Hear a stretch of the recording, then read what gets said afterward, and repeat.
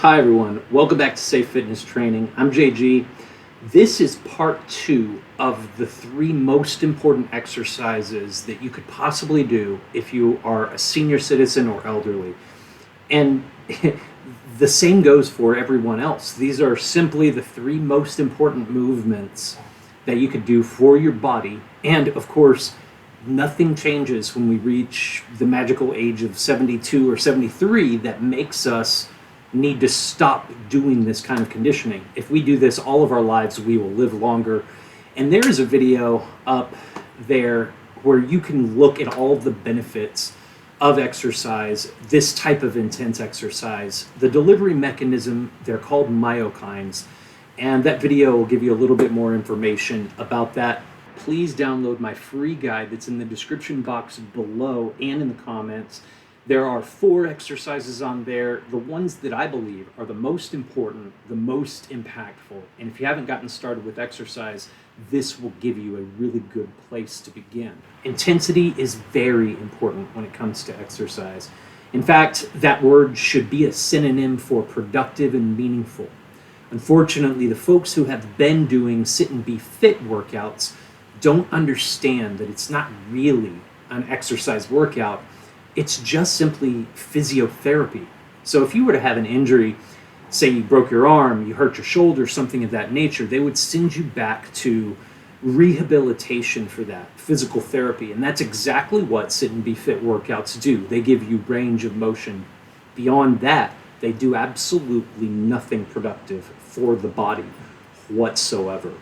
So you have a lot of people that are unfortunately ignorant and don't know that they're leading people down the wrong path and technically doing more harm than good.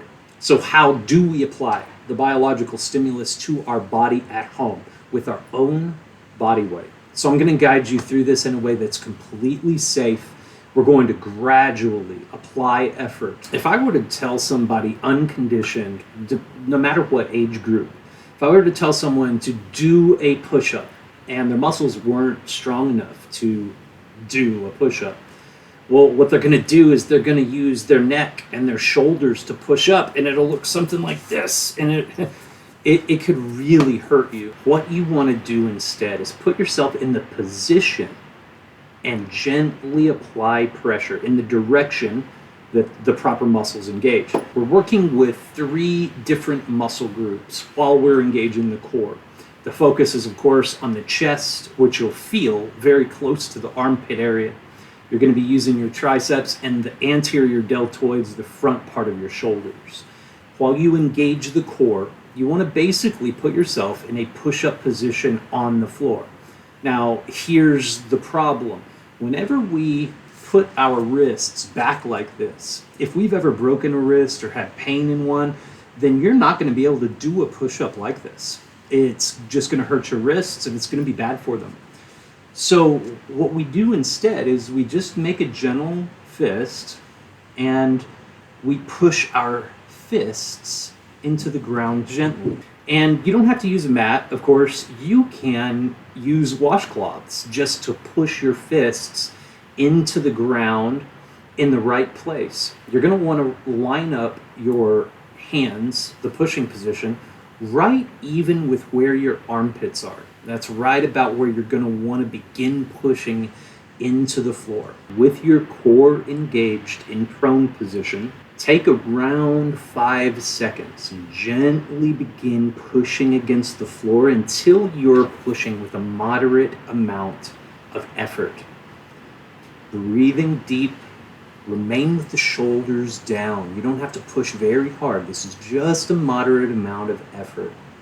Somewhere around 50% of the capacity that you're able to push with in the chest muscles. Just breathing deep, gently keeping the shoulders down, continuing with that same pressure. Begin slowly increasing that intensity over the course of 5 seconds to push almost as hard as you dare. Gently still, keeping the shoulders down, maintaining the core being perfectly engaged right here, continuing to breathe. Through this, feel the chest muscles, maintaining the shoulders down. Begin over the course of 5 seconds, increase that intensity. For the next 30 seconds, we want to push as hard as we dare against the floor while keeping our shoulders down, while breathing, and the core is engaged. Continue to push and breathe deep, maintaining form, using the highest intensity, and remembering to breathe. Good form, shoulders low, safe as can be. Very gently, gradually decrease pressure and relax. I have tried so many different ways of at-home conditioning, and this is absolutely how we get the highest intensity, just like those Nautilus machines are capable of doing. Intensity is what matters. The tool doesn't really matter at all. If you're willing to pay very, very close attention to your form as you do these exercises at home, then you're going to get great results from them. You just have to make sure to keep good form, to breathe deep, and make sure you have your core engaged through all of these exercises. We have 2 more exercises to go over that are in the sheet that is down below that you can download and begin working with these right now to start getting health benefits from real, intense, and safe exercise.